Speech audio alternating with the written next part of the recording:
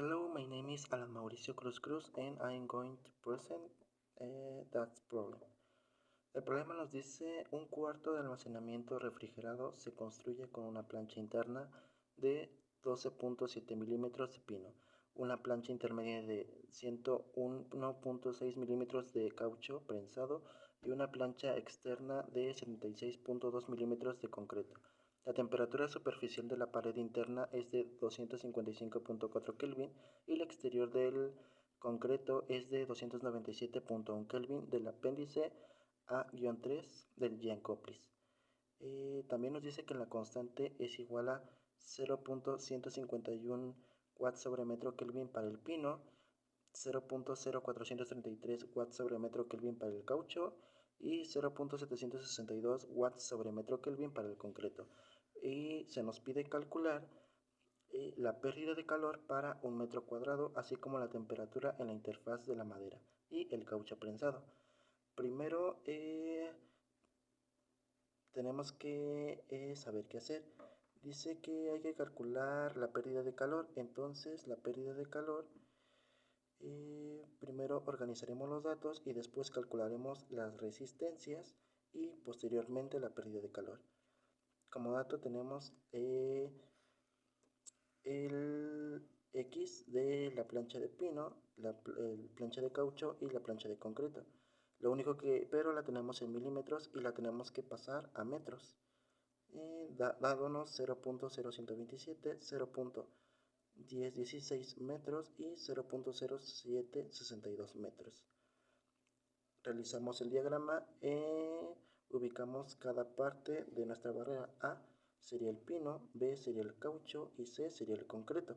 Identificamos de a dónde será nuestro flujo de calor, ya que 255.4 es la temperatura más pequeña y 297.1 es la temperatura más alta.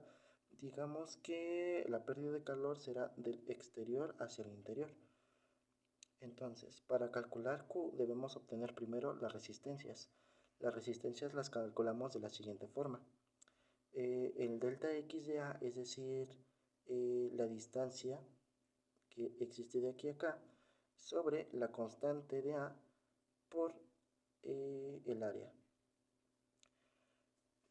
Sustituimos los datos, 0.0127 metros, entre la constante de A, que en este caso es la del pino, 0.151 watts sobre metro Kelvin, por el área. Esto nos da un resultado de 0.084 Kelvin sobre watt para RA. Para RB es la distancia de B, es del corcho, entre la constante de conductividad del corcho por el área. Sustituimos los datos, 0.1016 metros entre 0.0433 watts sobre metro Kelvin por el metro al cuadrado es igual a 2.346 Kelvin sobre watt. Y para la resistencia del concreto es la distancia del concreto sobre la conductividad térmica del concreto por el área, que nos da un resultado de 0.1 Kelvin sobre watts. Ahora lo que sigue es calcular la constante, calcular el calor. Para calcular el calor tenemos que la temperatura 1, Q es igual a la temperatura 1 menos la temperatura 4 entre la suma de las resistencias. Nuestra temperatura 1 es 255.4 Kelvin y nuestra temperatura 4 es la más externa, que es de 297.1 Kelvin, entre la suma de las resistencias que ya habíamos calculado, nos da menos 16.482 watts. Esto nos indica que hay una pérdida desde el exterior hacia el interior. Lo que sigue es calcular la temperatura de la interfaz, es decir, T2. T2 es la interfaz que existe entre el pino y el caucho, que está ubicada en esta parte.